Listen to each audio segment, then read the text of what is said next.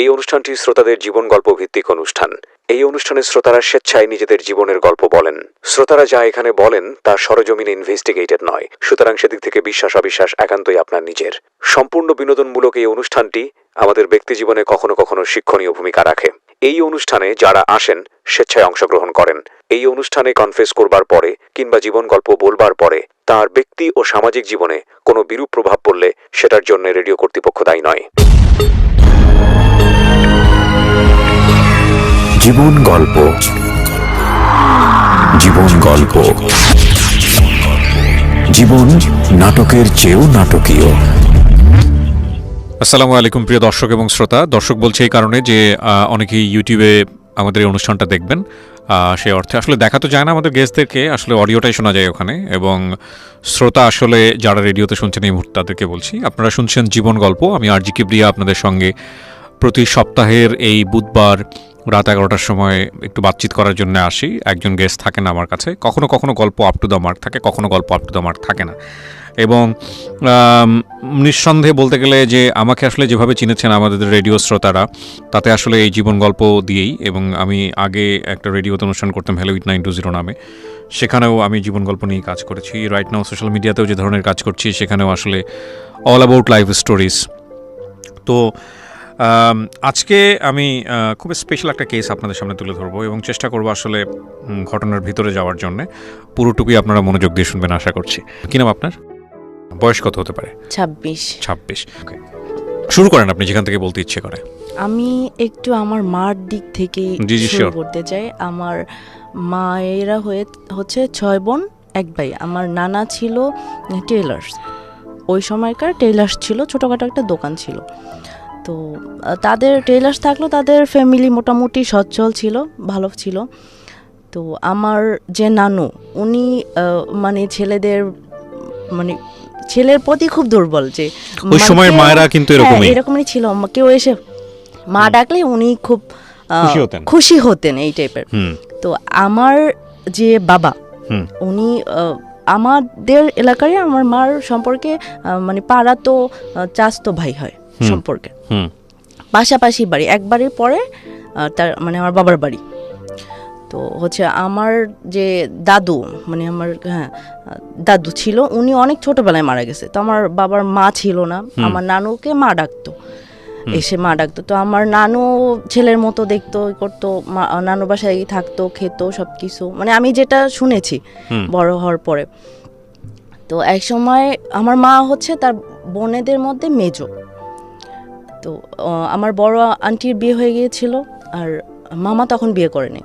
তো আমার নানু সিদ্ধান্ত নিয়েছিল যে মানে আমার বাবা যে ওনার সাথে আমার মাকে বিয়ে দিয়ে দেবে। কিন্তু আমার মার তখন বয়স ছিল 12 বছর। আচ্ছা, খুব কম বয়সী ছিল, 7-এ পড়তো তখন। মানে তাকেও ফ্যামিলি থেকে আর কি ওই জোর করেই দেওয়ার মতো ছিল। যেহেতু আমার বাবাকে পছন্দ ছিল না, সেহেতু তাদের সংসারটা আর কি ওরকম ভালো ছিল না। তো তাদের বিয়ের 1 বছরের মধ্যেই আমি জন্মগ্রহণ করি। আপনি ফার্স্ট বেবি? আমি ফার্স্ট বেবি হই। আপনার মার 12 বছর বয়সে বিয়ে হয়? 13 বছর বয়সে আমি হই। তো তাদের ওইভাবেই সংসার চলে। আমার বাবা ছিল ডিস্ট্রিক্ট ড্রাইভার, ওকে, যে কোনো একটা কোম্পানিতে ডিস্ট্রিক্ট ড্রাইভার ছিল। উনি 1 মাস 2 মাস পর পর আসতো। আচ্ছা। তো আমার বাবা সবসময় খুব সন্দেহবাতিক লোক ছিল, মাকে খুব সন্দেহ করতো, যে মারও অল্প বয়স ছিল, বাড়িতে একা থাকতো। এই জিনিসগুলো কি আপনি মার কাছ থেকে শুনেছেন নাকি আপনি দেখেছেন? নিজে দেখেছি, কি করতো, নিজে ফেস করছি। দুই একটা গল্প বলতে পারবেন যে সন্দেহ করে কি হতো? একটা গল্প বলতে না বলে আসতো বাড়িতে, সে যে বাড়িতে আসছে হুট করে চলে আসতো দেখার জন্য, হুট করে চলে আসতো দেখার জন্য যে আমার মা কি করতেছে না করতেছে, বাড়িতে আছে কিনা। আর আমি জ্ঞান হওয়ার পর থেকে দেখি নাই কখনো যে আমার বাবা ভালো একটা বাজার করছে, মানে বড় একটা মাছ কিনছে বা ভালো একটা বাজার করা, এই ধরনের আমি কখনো দেখি নাই। ওই যা করা সব আমার মা। বাবা শুধু ওই মাস শেষে টাকাটা দিয়েই তার দায়িত্ব শেষ, তোমরা কিভাবে চলবা না চলবা, খাবা কি করবা, পড়াশোনা, এগুলোর আর কি কোনো ছিল না তার। সম্পূর্ণটা আর কি মার উপর ছিল। আর বাবার তো এই যে সন্দেহ জিনিসটা ছিল, বাসায় আসা পরে মানে এলাকায় পাড়া দেওয়ার পরে মানুষজন অনেক কথা বলতো, আশেপাশে অনেক মহিলারা ছিল, ওরা অনেক কথা বলতো। তো এইগুলো শুনে বাসায় আসার পরেই দেখতাম যে 1-2 দিনের পরে মারামারি হচ্ছে, দুজনে মারামারি, গায়ে হাত দেওয়া, দুজনের গায়ে হাত, হ্যাঁ দুজনের গায়ে হাত দেওয়া, ঝগড়া হওয়া, বা আমাদেরকে বাসা থেকে বের করে দিত। আমাদের বলতে কি তখন আপনার আরো ভাই বোন হয়েছে? না, আমাকে আর মাকে, ওকে, দুজনকে বের করে দিত, দুজনকে বাসা থেকে বের করে দিত, একদম জিনিসপত্র সব দিয়ে বের করে দিত। কখনো এরকম হয়নি যে আপনাকে রেখে আপনার মাকে বের করে দিয়েছে? না, সে মানে বাচ্চার প্রতিও তার কোনো দায়িত্ব নাই, কোনোই নেই। আচ্ছা, আমরা নানু বাসা যেহেতু কাছে, নানু বাসায় চলে যেতাম, ওইখানেই থাকতাম, আবার সবাই বসে মীমাংসা করে আবার হচ্ছে যে পাঠাই দিত, থাকতাম। ওই রকমের 1 মাস 1.5 মাস 2 মাস পর পর আসতো। এরকম করতে করতেই হচ্ছে যে আমি বড় হয়েছি। বাবা এরকম, এটি কোনো দায়িত্ব হয় না। তো যখন আমি ক্লাস 7-8 পড়ি, তখন হচ্ছে যে 1-2টা করে সম্বন্ধ আসতে থাকে আমার, হ্যাঁ সম্বন্ধ আসতে থাকে। তো মাও তো হচ্ছে যে মানে চিন্তা করে যে ফ্যামিলির অবস্থা এরকম, যদি ভালো কোনো ছেলে হয় তো বিয়ে দিয়ে দেবে, এরকম কথাবার্তা চলতে থাকে। তো আমি মানে আমার তখন 2012-তে আমি এসএসসি দিই। তা আমি যে মানে পড়াশোনা করতেছি, পরীক্ষা দিব, আমার বাবার এর কোনো ছিল না যে আমার মেয়ের পরীক্ষা বাকি। তো সংসারের অবস্থা এরকম, এইটা চিন্তা করে আমি জেনারেল লাইনে পড়াশোনা করেছি। তো মা চিন্তা করতেছে এরকম হলে তো সংসারের এরকম অবস্থা, আমার মেয়ের তো পড়াশোনা হবে না। তো মা আমাকে কি করলো, মাদ্রাসা থেকে পরীক্ষা দেওয়া হলো। আচ্ছা, মাদ্রাসা থেকে পরীক্ষা দেওয়া হলো। তো ওই সেন্টারটা ছিল আমাদের থেকে মানে অনেকটা দূরে, 2-3 ঘন্টার রাস্তা, মানে অন্য কি বলে জেলায় এরকম ছিল। তো ওইখানে মা 1 মাসের মতো তো পরীক্ষা হয়, এসএসসি পরীক্ষা, ওইখানে বাসা ভাড়া নিয়ে আমরা ওইখানে থেকে পরীক্ষা দিই। তো যে বাড়িতে থেকে পরীক্ষা দেই, ওই বাড়ির এক আত্মীয়র জন্য মেয়ে খুঁজতে ছিল বিয়ে দেওয়ার জন্য। তো আমি আবার ছোটবেলা থেকেই খুব শান্তশিষ্ট, আচ্ছা চঞ্চল। যে বাড়ি থেকে পরীক্ষা দেন বলতে আপনি বাড়ির সন্ধানটা পেলেন কিভাবে? মানে ওই যে আমাদের সম্পর্কে কি হয় আপনার? না, কিছু হয় না। আচ্ছা, সেন্টারের আশেপাশে বাড়ি খুঁজে অনেকে যে থাকার জন্য, হ্যাঁ ভাড়া দেয় এরকম, ওকে, থাকার জন্য নেই। তো ওনারাও আর কি ওই যে খুঁজতেছিল, মেয়ে খুঁজতেছিল। আর আমি তো এরকম মানে ওনাদের বাড়িতেও 3টা ছেলে ছিল, কিন্তু আমি মানে একটা মেয়ে হয় না যে বাড়ির ভিতর ছেলে থাকলে হুটহাট, তো এই ধরনের কিছু দেখে নাই তো, বা আমি খুব ছোটবেলা থেকেই খুব শান্তশিষ্ট আর কি, আচ্ছা এই টাইপের। তো ওনাদের দেখে আর কি আমাকে খুব পছন্দ হয়। আর আমি আবার ছিলাম কি যে আমার মা তো কষ্ট করছে, বা আমি একটা কিছু করব, আমার মা বাবার সম্মান চলে যাবে, আমার মা বাবা যা বলবে তাই, মানে আমাকে যা দিত আমি। ততদিনে কি আপনার ভাই বোন আর হয়েছে? হ্যাঁ। আচ্ছা, আপনি যখন এসএসসি দিচ্ছেন, আমি যখন ক্লাস 8-এ পড়ি, মানে আমার 13 বছর পরে আমার একটা বোন হয়। আচ্ছা আচ্ছা, আমি ছেড়ে গেছি। এটা হচ্ছে যে আমার বোনটা যখন হয়, তখন আমার বাবা আর কি ছিল না যে মানে বোনটা আমার বাবা না, এটা নিয়ে আর কি বেশি ঝামেলা হয়েছিল তখন। মানে আমার বোন যখন হয়েছিল, তখন আমার বোনটা দেখতে আর কি একটু ডিফারেন্ট, মানে আমাদের চেয়ে একটু ফর্সা, একটু। সো আপনার বোনের এই জন্মটা নিয়ে বাসায় প্রশ্ন তোলা হয়েছে? হ্যাঁ, প্রশ্ন তোলা হয়েছিল আমার মাকে। মানে আমার বাবা এক পর্যায়ে নাই বলে দিছে যে সন্তান আমার না। কি বলেন? আপনার বোন জানে বিষয়গুলো আজকে? আমার বোন জানে। তারপরে কি হলো বাসাতে? মানে এইটা নিয়ে মানে প্রধানত বেশি হচ্ছে এটা নিয়ে, আমার বোনকে নিয়ে। একটু ডিফারেন্ট দেখতে, একটু ফর্সা, আমার বাবা একটু কালো টাইপের, আর আমি আমার মার মতো। তো আমার বোন, আমার নানা আমার 2টা খালা হচ্ছে ফর্সা, তো আমার বোন অনেকটা ফর্সা ওদের মতো হয়েছে। তো আমার বাবার এটা নিয়ে আর কি ছিল যে আমার বোনটা আমার বাবার না, এটা নিয়ে মার সাথে খুব ঝগড়া, এই সেই। তারপরও আর কি মানে নিজের মনে রাখতো আমার বাবা, ওইভাবে আর কি করে নাই, কিন্তু বলছে। ভাই বোন কতজন আপনার? আমরা 2 বোন। এখন 2 বোনই? হ্যাঁ, 2 বোনই। আপনার বাবা বেঁচে আছেন? হ্যাঁ, আমার বাবা বেঁচে আছে। আচ্ছা, আমি পরে আসি এগুলা। তারপর তখন আমার বোন, আমি যখন এসএসসি পরীক্ষা দিই, তখন আমার বোনের বয়স 2.5 বছর। কিন্তু এর ভিতর কিন্তু আমার বাবা বাড়িতে আসা, যোগাযোগ, এমনকি মাসের যে খরচা, এটা দেওয়া বন্ধ করে দিয়েছে। বন্ধ করে দিয়েছে টোটাল। আমার মা হচ্ছে টেইলারের কাজ জানতো, সেলাই কাজ করতো, আর বাবার বাড়িতেই ছিলাম, মা ওইগুলো দিয়ে আর কি সংসার চালাতো টুকটাক। তো আমি এসএসসি দিলাম, ওইখানে দিলাম, দিয়ে তারপর চলে আসলাম। তো ওইখানে থাকতেই মার সাথে আর কি ওই সম্বন্ধের কথা বলা হয়েছিল। তো মা বলছে যে আমরা বাড়িতে যাই, বাড়িতে আসেন, দেখেন, তারপর বাকিটা করা যাবে। তো আমরা বাড়িতে আসার পরে ওদের বাড়ি থেকে আমাকে দেখতে আসে, যেটা আর কি রুলস, ওইভাবে দেখতে আসে, তাদের পছন্দ হয়। কিন্তু মানে ছেলে ছিল আমার চেয়ে 15 বছরের বড় বয়সে, 15 বছর বড় ছিল, আর আমার বয়স ছিল তখন 15 বছর। 2012-তে এসএসসি দিয়েছি, ফেব্রুয়ারিতে এসএসসি দিয়েছি। তো আমি আর কি না বলি নাই, মানে আমি চিন্তা করেছি মা যেটা বলবে, আমি মা মানে এর আগে কাউকে ভালো লাগতো, কোনো ছেলেকে ভালো লাগতো এরকম কোনো কিছু? ভালো লাগতো, কিন্তু যে পেতেই হবে বা চাওয়া জিনিস, এই জিনিসটা আমি বুঝতাম না বা ছিল না। আমি মা মানেই দুর্বল, মানে ছোটবেলা থেকে মাকে দেখছি, তো মা মানেই দুর্বল। বাবা কি জিনিস এইটা আমার মধ্যে এখনো ফিল হয় না, যে বাবা কি জিনিস এটা আমি বুঝি না। তো ফেব্রুয়ারিতে এসএসসি দিলাম, মে মাসের 6 তারিখে আমার বিয়ে হলো। মে মাসের 6 তারিখ? মে মাসের 6 তারিখে, 12 সালের 6 তারিখে আমার বিয়ে হলো। ঠিক আছে, আমি মেনে নিছি, মানে যেহেতু আমার বড়, তারপর আমি ফ্যামিলির দিক তাকাইয়া মার এরকম অবস্থা, মা কতদিন দেখবে এগুলা ভেবে হচ্ছে মেনে নিছি। আমি শ্বশুরবাড়িতে যাইনি কখনো, আমাদের বাড়িতে ছিলাম। মা বলেছে যে মেয়ে, মানে আমি তো বড় মেয়ে, এখানে থাকুক কিছুদিন। আমার ইচ্ছে ছিল যে আমি ইন্টারটা কমপ্লিট করব, পড়াশোনা করব, এখানেই থাকবো, তারপর হচ্ছে যদি উঠায় দেয় তাহলে পরে দিবে। ওকে, আচ্ছা। তো এরকম আর কি আমাদের বাড়িতে ছিল 12 দিন আমার হাজব্যান্ড।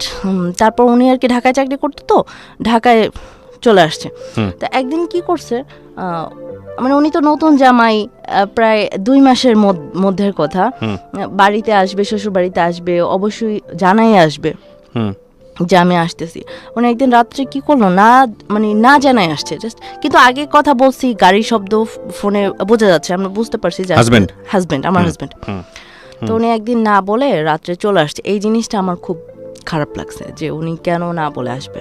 তো আসতেই পারে হাজব্যান্ড, সারপ্রাইজ দেওয়ার জন্য হতে পারে।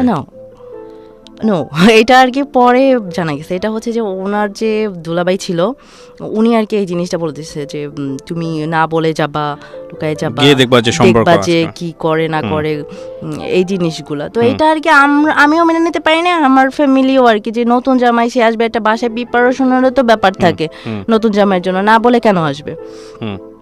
আচ্ছা, এই জিনিসটা যখন আমাকে হার্ট করলো, তো মানে আমারও তো বয়স কম ছিল, আমার কেন জানি মনে হলো যে না, এর সাথে আর কি আমার যায় না, মানে অ্যাডজাস্টমেন্ট হবে না।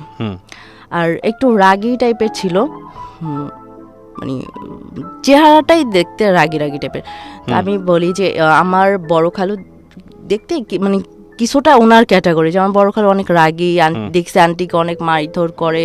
তা আমার মনের মধ্যে না ওই একটা ভয় ঢুকে গেল যে এও তো এই ক্যাটাগরি, যদি আমাকে মার দেয় বা মারধর করে, আমাকে আর পড়াশোনা না করে।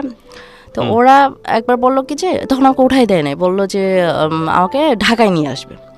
তো মা বলতেছে মেয়ে এখনো উঠাই দেই নাই, এখন ঢাকা নিয়ে যাবে, কিছুদিন যাক। গ্রামে তো বলে যে ভাদ্র মাসে নাকি নতুন বিয়ে হলে মেয়ে দেয় না, তো ভাদ্র মাসটা যাক। তারপর তো যেহেতু একটা সমস্যা হয়েছে, তারপর মানে আশেপাশে সবাই তো এগুলো নিয়ে কথা বলে, করে। তো আমি শুনতাম কি যে বাসার মধ্যে মার কাছে অনেক লোক আসতো, তো তারা বলতেছে যে এখন যদি মেয়ে দিয়ে দাও, মেয়ের বয়স কম, যে দেখা গেল নেওয়ার পরে একটা বাচ্চা টাচ্চা হবে, তারপর তো মেয়ের জীবনে শেষ। আমার মাথার ভিতর এইটা ঢুকলো যে আমি যাওয়ার পর যদি আমার বেবি হয়ে যায়, আমি এখানে আর যাব না, আমি এখানে যাব না, মানে আমি যাবই না। আমাকে যে যতই বোঝানো হোক না কেন, আমি আর যাব না। তো তাদের ফ্যামিলি থেকে একবার আসলো, আমার হাজব্যান্ড আসলো, তার মা আসলো, তার ভাই আসলো, ভাবি আসলো, মানে আমার ননদ আসলো, সবাই আসলো, কথা টথা বললো টললো। মানে আমার তো চিন্তা হচ্ছে যে আমি যাবই না। তো এর ভিতর আমার হাজব্যান্ডের ভাবি হচ্ছে যে বলতেছে যে এই মেয়ে যখন যাবে না, এই মেয়েকে থাক নেওয়ার দরকার নেই, এর যে নাকের টানটি দিছো সব খুলে নিয়ে আসো। এইটা কতদিন পরে ঘটনাটা? এইটা 3 থেকে 4 মাসের মধ্যে। ততদিনে কি আপনার হাজবেন্ডের সঙ্গে আপনার কথোপকথন হতো, ও- লাইক যেহেতু অনেক সিনিয়র ছিল, হ্যাঁ। একটা প্রেমের সম্পর্ক ডেভেলপ না, করা, আমি আসলে ওই যে হাজবেন্ড কি জিনিস, সংসার কি জিনিস তখন বুঝতাম না। বাট ও যে আপনাকে পছন্দ করে, ও যে আপনাকে লাইক করে, এগুলো বোঝাতো কোনোভাবে? করে কিনা জানি না, যে সে হাজবেন্ড আসতো, থাকতো, সময় হতো, চলে যেত। হাজবেন্ড ওয়াইফের সম্পর্ক যেটা হয় সেই সেই জিনিসটা খুব নর্মাল ছিল আপনাদের মধ্যে? হ্যাঁ, নর্মাল। ওকে, নাকি এমন ছিল যেহেতু যে বিষয়গুলো আপনি অনেক বেশি আন্ডার এজ ছিলেন, সুতরাং আপনাদের মধ্যে কোনো মেন্টাল আন্ডারস্ট্যান্ডিং ছিল না, বুঝতেন না বিষয়গুলা, ও অনেক জোর জবরদস্তি হ্যাঁ, করতো? এটা তো ছিলই। ওকে, এটা ছিল। আমরা আসলে কিছু বিষয় এখানে খুব যতটুকু পরিমাণে আলোচনা করা যায় ততটুকুই আলোচনা করব, কারণ এগুলো খুবই ইম্পর্টেন্ট একটা সম্পর্কের ক্ষেত্রে। এই জিনিসগুলো যে কতটা গুরুত্বপূর্ণ, মানে একজন মানুষ আসলো রাতের বেলা লুকিয়ে লুকিয়ে তাতেই সম্পর্ক খারাপ হয়ে যায়, বিষয়টা এরকম না। হয়তো একটা উপসর্গ লাগে খারাপ সম্পর্ক ব্রাস্ট আউট হওয়ার জন্য, কিন্তু তার পেছনে অনেকগুলো কারণ থাকে। ঠিক আছে, চলেন। হ্যাঁ, তারপর বললো যে খুলে নিয়ে যেতে। হ্যাঁ, খুলে নিয়ে যেতে। তো এদিকে তো আমার বাবা বাজারে গিয়ে বাজার টাজার করে নিয়ে আসছে, মা রান্না করতেছে, যেহেতু বাড়িতে মেহমান আসছে। তো ওনারা আর কি আমাদের কোনো কথাই শুনলো না। মা বাবা বলতেছে যে আচ্ছা যাই হোক, যা মানে সম্পর্ক থাকবে কি না থাকবে সেটা তো পরের ব্যাপার, আপনারা আসছেন, অন্তত খাওয়া দাওয়াটা করে যান দুপুরবেলা। তো ওনারা খাওয়া দাওয়া করলো না, বড় জোর আমাদেরকে আরো বকাবকি করতে করতে মানে অন্য বাড়ির উপরে দিয়ে যেতে হয়, তো অন্য বাড়ির উপরে দিয়ে যাচ্ছে, আর বলতেছে যে কেমন বাড়িতে বিয়ে করাইছি, দুপুরবেলা চলে যাচ্ছে, এরা খাইতেও বললো না। আচ্ছা, এদিকে তো আমার বাবা বাজার করে নিয়ে আসছে, মা রান্না করতেছে। তো মানে এই ছোট ছোট জিনিস আমাকে আবার খুব হার্ট করে। প্রিয় শ্রোতা, আমরা এই জায়গাটায় ছোট্ট একটা বিরতি নেব এবং বিরতির পর আবারও ফিরে আসবো জীবন গল্পে। যাওয়ার আগে আপনাদেরকে বলতে চাই, ঢাকা এফএম এর আরও একটি ইউটিউব চ্যানেল যেখানে আপনারা জীবন গল্পগুলো দেখতে পারবেন। আমাদের এই চ্যানেলটি আপনারা সাবস্ক্রাইব করুন। আমাদের চ্যানেলটির ঠিকানা হচ্ছে www.youtube.com/ilovedhakafm ILOVE love DHAKAFM। চ্যানেলটিতে গিয়ে আপনারা সাবস্ক্রাইব করুন। আমার এই অনুষ্ঠানগুলোতে যদি আপনি অংশগ্রহণ করতে চান, আমাদেরকে ফোন করবেন। আমাদের ফোন নাম্বারটি হচ্ছে 09611904904। আমি আবারও বলছি 09611904904। ওকে, ছোট্ট একটা বিরতি। জীবন গল্প, জীবন গল্প, জীবন নাটকের চেয়েও নাটকীয়।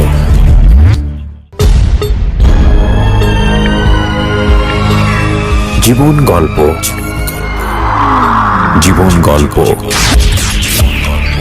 জীবন নাটকের চেয়েও নাটকীয়। Welcome back once again. প্রিয় শ্রোতা, আপনারা শুনছেন জীবন গল্প। আমি আরজে কিবরিয়া আপনার সঙ্গে রয়েছি। আমার এই অনুষ্ঠানগুলোতে যদি আপনি অংশগ্রহণ করতে চান, আমাদেরকে ফোন করবেন। আমাদের ফোন নাম্বারটি হচ্ছে 09611904904। আমি আবারও বলছি 09611904904।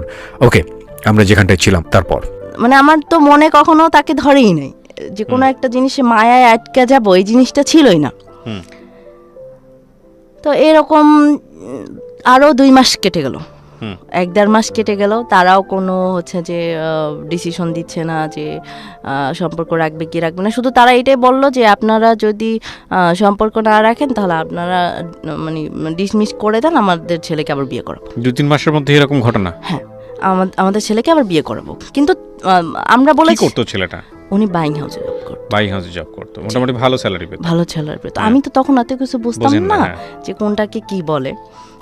মা বাবার ভালোটাকেই ভালো মনে করেছি। ওকে, তারপর ওনরা আমাদেরকে প্রেশার দিত, যদি না থাকার হয় সম্পর্ক তাহলে তোমরা মানে ডিভোর্স দিয়ে দাও বা তোমরা ই করে দাও, আমাদের ছেলেকে আবার বিয়ে করাবো, এই টাইপেরই। তো এদিকে আবার মা বাবার সম্পর্ক তখন খুব খারাপ।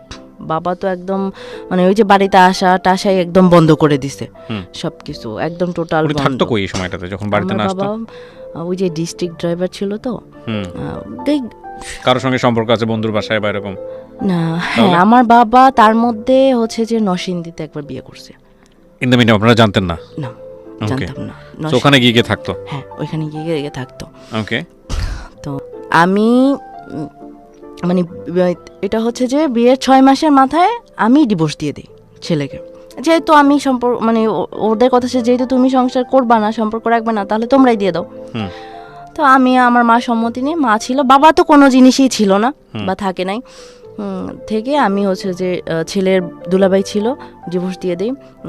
ওরা হচ্ছে যে মানে বিয়েতে যা দিছে একদম একটা মুসলিম বিয়েতে আর কি যা যা দেয় আর কি, একদম পায়ের জুতাটা পঞ্জুটা ওরা খুলে নিয়ে চলে গেছে আমার সব কিছু। মানে আমার ছোট বোনকে যে ড্রেসটা দিছে ওইটাও নিয়ে গেছে, কোনো কিছুই আর কি রাখে নাই, আমরাও সব দিয়ে দিয়েছি এইরকম। তো মানে আমি যখন ডিভোর্সটা দেই, এর মধ্যে তো আমার বাবার সাথে কোনো যোগাযোগ নাই, কিন্তু আমরা বাবার বাড়িতে আছি। 2 মাসের মাথায় আমার মার ডিভোর্স লেটার আসে বাবার কাছ থেকে। বাবার কাছ থেকে আপনি ডিভোর্স দেওয়ার 2 মাসের মাথায় আমার মায়ের ডিভোর্স লেটার আসে। তো এটা আসে আর কি অন্য নামে, মানে আমার নানা আমার মায়ের তখনকার বিয়ের সময় তো মেয়েদেরকে উপস্থিত রাখতো না মনে হয় তেমন একটা, আমি জানি না কি লেখা হইতো না লেখা হইতো। তো ওইখানে অন্য নাম দেওয়া ছিল, আমার নানা একটা নাম দিয়েছিল, আমার মার যেটা নাম ওইটা না অন্য একটা। তো ওই নামে একটা চিঠি আসছে, ডাক পেন চিঠি নিয়ে আসছে। মা তো বুঝতে পারে, মা হচ্ছে যে রিসিভ করছে, ডাক পেনের কাছ থেকে রিসিভ করছে। এটা রিসিভ করার পরে তো হচ্ছে যে দেখতেছে যে এটা ডিভোর্স লেটার। তো তারপর মা এটা আর কি কোন কাজী অফিস থেকে করা হয়েছে, কে কে ছিল, এগুলো আর কি খোঁজ খবর নিছে। নেওয়ার পর হচ্ছে আমার বাবা আমাদের যে কমিশনার ছিল ওই এলাকার কমিশনারের কাছে এটা নিয়ে বিচার দিছে। আপনার বাবা? আমার বাবা। কি হিসেবে বিচার দিয়েছে? ডিভোর্স তো উনি দিল? হ্যাঁ, ডিভোর্স উনি দিয়েছে। এখনো যে আমার মা ওই বাসায় আছে। ও আচ্ছা আচ্ছা, এটার জন্য। আর আমার বাবা মানে ওই বিচারের তারপর তো মীমাংসায় মানে ওই যে সালিশে বসা হয়েছে, কথা বলা হয়েছে। কিন্তু তখনও আমার বোনের বয়স 3 বছর এরকম।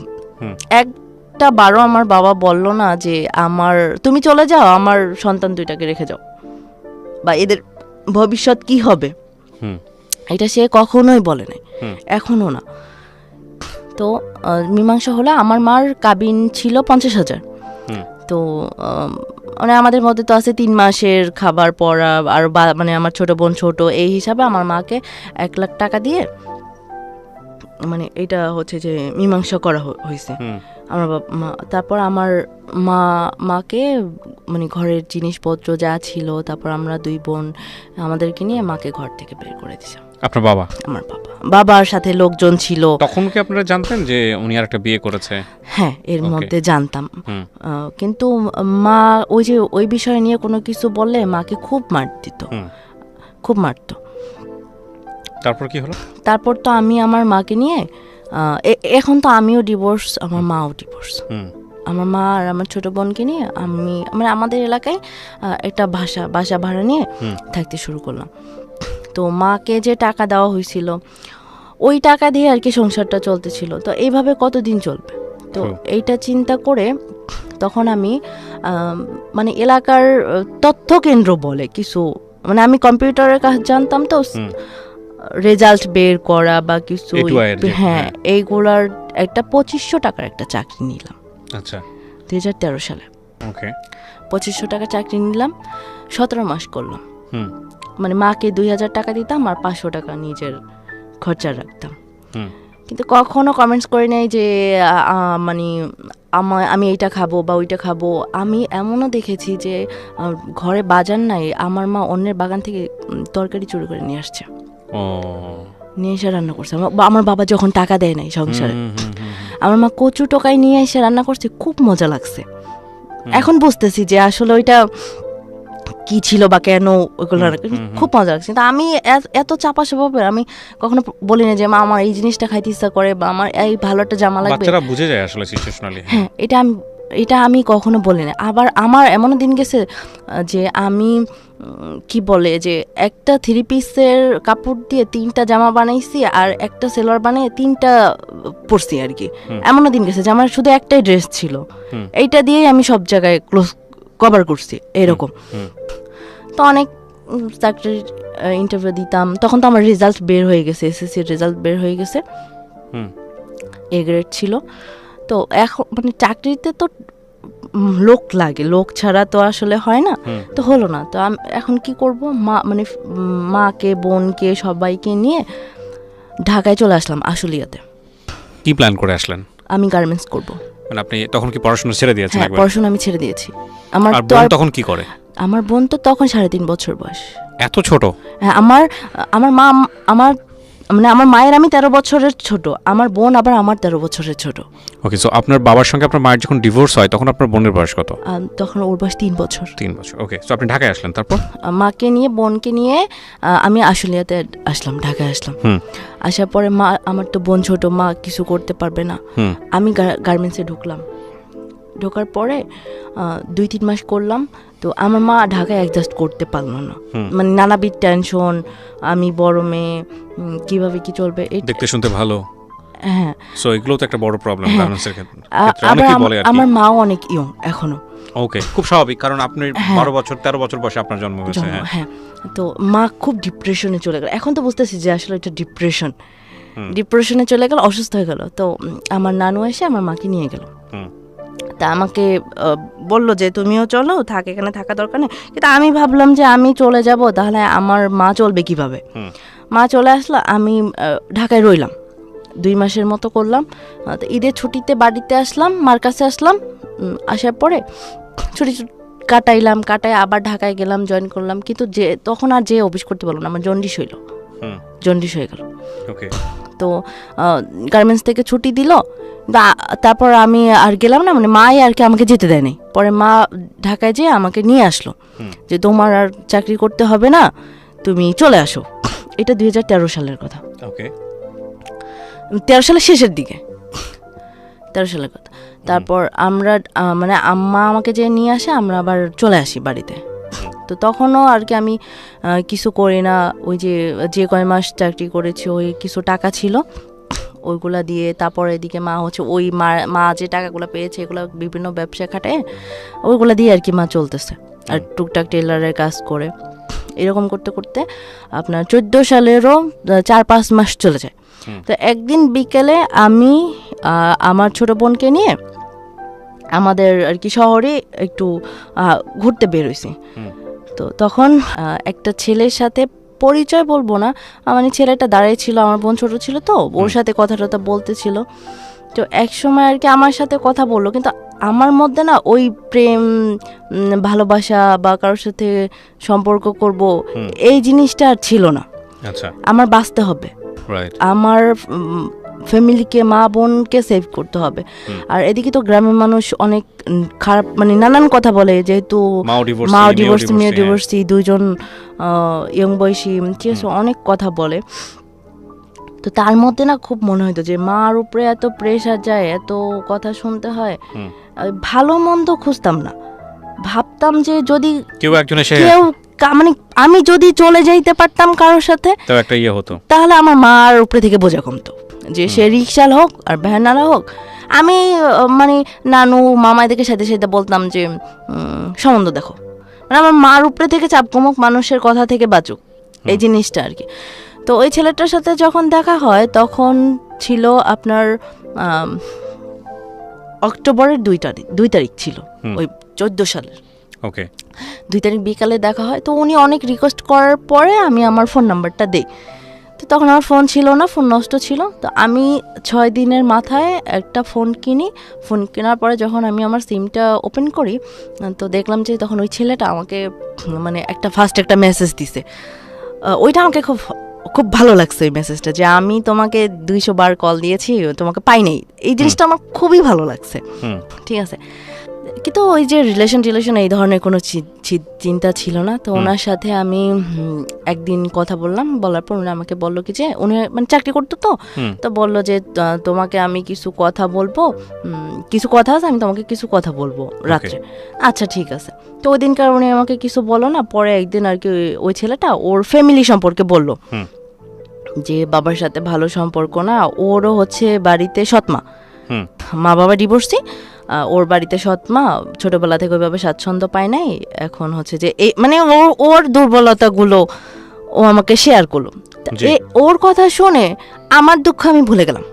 আচ্ছা, মানে আমার মনে হলো যে এ তো আমার চেয়েও খুব অসহায়, মানে খুব খারাপ এটা। তো আমি ভাবলাম যে আচ্ছা, আমি কোনো সম্পর্কে যাব না, যদি আমি বিয়ের কথা বলবো যে আমার ফ্যামিলি এরকম, আমার মা বাবা ডিভোর্সি, আমি ডিভোর্সি, যদি এটা শুনে সে রাজি হয় তাহলে আমি বিয়ে করব। আচ্ছা, যে আমি এখনো পর্যন্ত মানে তখন ভাবতাম যে আমার জন্য যদি একটা লোক ভালো থাকে, ভালো থাকতে পারে, তাহলে তো কোনো সমস্যা নেই, না হয় একটু স্যাক্রিফাই করতে হবে, এই তো আর কি। তো এটা ওনাকে যখন বললাম, একদিন দেখা করেছি, দেখা করার পরে ওনাকে আমি যখন বললাম যে আচ্ছা আমার পক্ষে তো রিলেশন করা সম্ভব না, আমি আমার ফ্যামিলি এরকম এরকম, আপনি যদি আমাকে বিয়ে করেন তাহলে আমি বিয়ে করতে পারবো। উনি বললো কি যে আচ্ছা ঠিক আছে, আমার কোনো সমস্যা নাই, আমি বিয়ে করব। তো আমি বললাম যে ঠিক আছে, তাহলে আপনার বাড়ির কারোর সাথে আমাকে কথা বলাই দেন। তো ওর একটা বড় বোন আছে, দুলাভাই আছে, তো ওনাদের সাথে আমাকে কথা বলাই দিল। আমার কিন্তু তখন ওই জিনিসগুলো সেন্সে নাই যে এ অন্য দেশের একটা লোক, মানে কেমন না কেমন, মানে ফ্যামিলি কেমন বা এই লোকটা কেমন, এই জিনিসটা আর কি ফিল হয় না। ফিল হয়েছে শুধু যে মার ঘাট থেকে বোঝা নামাতে হবে। তো ওর বোন দুলাভাইয়ের সাথে কথা বললাম, ওনরা খুব নর্মালভাবে আমার সাথে কথা বললো। আচ্ছা, হ্যাঁ করতে পারো, সমস্যা নাই, আমরা আছি, বিয়ে করতে পারো, আচ্ছা ঠিক আছে। তো এইদিকে তো টেনশন, আমি মাকে বলতেছি মা কি করব, বিয়ে করব কিনা। মা বলতেছে তোমার জীবন, তুমি যেটা ভালো মনে করো ওইটাই করো। আচ্ছা ঠিক আছে, একবার তো এরকম হয়েছে, আরেকবার দেখি জীবনে কি আছে, দেখি আরেকবার। তো হচ্ছে আমি আমার নানুকে নিয়ে আর ওর সাথে বিয়ের সময় কেউ আসে নাই, কোর্টে গেলাম, আমাদের পরিচিত কেউ ছিল, ওনার কাছে গেলাম, মা কথা বলে দিল, গেলাম। তো তখন না আমার মনে কোর্টে গিয়ে বিয়ে করে ফেললেন? ওর ফ্যামিলিতে কেউ ছিল না? না, ওর ফ্যামিলি কেউ ছিল না, তারা তো সব ঝিনাইদা, আর ও তো আমাদের ওইখানে চাকরি করতো, ওই ছেলেটা আমাদের দেশে চাকরি করতো। তখন আমার মানে মাথায় আসলো যে এরকম তো অনেক জায়গায় দেখি বা শুনি যে বাড়িতে বউ থাকে, বাচ্চা থাকে। তো আমি ভাবলাম যে আচ্ছা, আমি কথা বললাম যে বিয়ে তো করলেই করা যায়, সমস্যা নাই। কাজী অফিসে বা উকিলের রুমে ঢোকার আগে আমার নানুর সাথে ছিল, যে আমার নানুর শরীর ছুঁয়ে বলো যে তোমার যদি বাড়িতে বউ থাকে বা বিয়ে থাকে বা বাচ্চা থাকে, তাহলে কোনো সমস্যা না, আমি এখান থেকে চলে যাব আমার নানুকে নিয়ে, আমি বিয়ে করবো না, কারণ আমি তো মেয়ে হয়ে যাবো না অন্য একটা মেয়ের সংসার ভাঙতে। আর এটা বিশ্বাস ছিল যে একটা মুরব্বী শরীর ছুঁয়ে তো কেউ মিথ্যা কথা বলবে না, এই মানে এইটা আমি ভাবতাম। তো ওই ছেলেটা কি করলো, আমার নানুর মানে হাত ধরে বললো যে না, আমার এরকম কোনো কিছু নাই, শুধু ফ্যামিলি নিয়ে একটু ঝামেলা, আমার বিয়ে বা বউ বা বাচ্চা এরকম কিছুই নেই। আচ্ছা, মানে বিয়েটা হলো, হওয়ার পরে তো আমাদের বাড়িতে আসলাম, আসার পর ওর অফিস ছিল, ও চলে গেছে, 2 দিনের মাথায় আসছে। আসার পরে ছোটোখাটো ফ্যামিলিভাবে যতটুকু করা যায় আর কি, ওইভাবে গায়ে হলুদ টলুদ করে টোরে যাই হোক হইলো।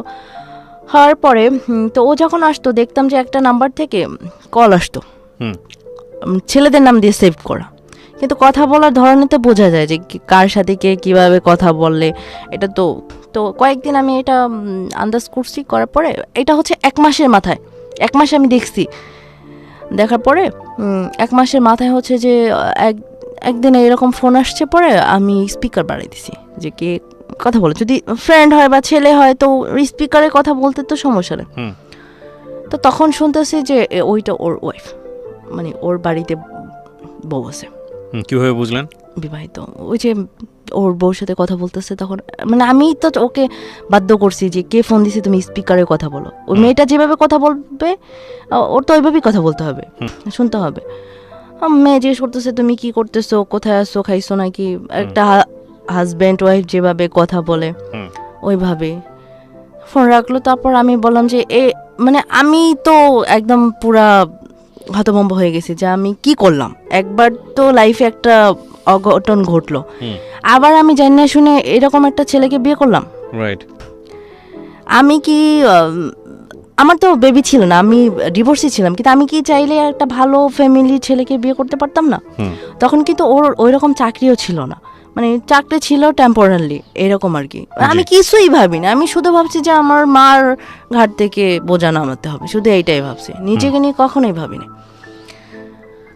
শুনলাম সব কিছু, কেন কিভাবে বিয়ে হয়েছে না হয়েছে। তো ও বলল যে, তখন তো সে আমার হাজব্যান্ড, তখন সে বললো কি যে ওকে, মানে ওর যে প্রথম বউ, ওর প্রথম বউ আবার ওর থেকে 15 বছরের বড়। ওকে,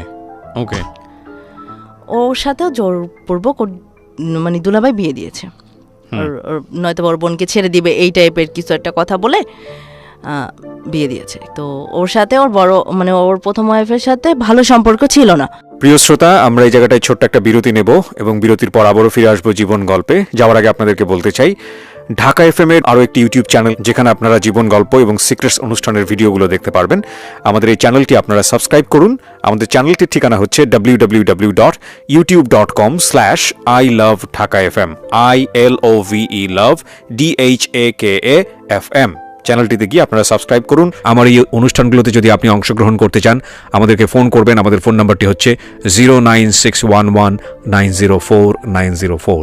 আমি আবারও বলছি 09611904904। ওকে, ছোট্ট একটা বিরতি। জীবন গল্প, জীবন গল্প, জীবন নাটকের চেয়েও নাটকীয়।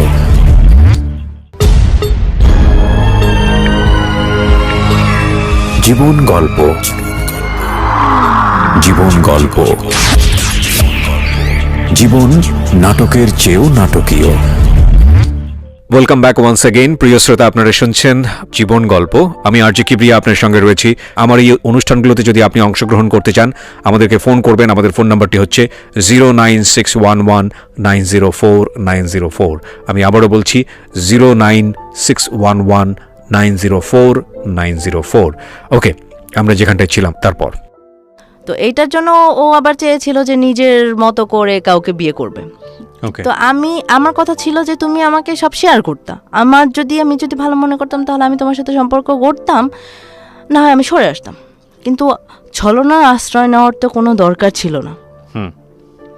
তো আবার ভাবলাম মার এই অবস্থা, আমার প্রথমে একটা অঘটন ঘটলো, এখন যদি এলাকার মধ্যে দ্বিতীয়বার আবার একটা অঘটন ঘটাই, লোকজন কি বলবে। মেনে নিলাম।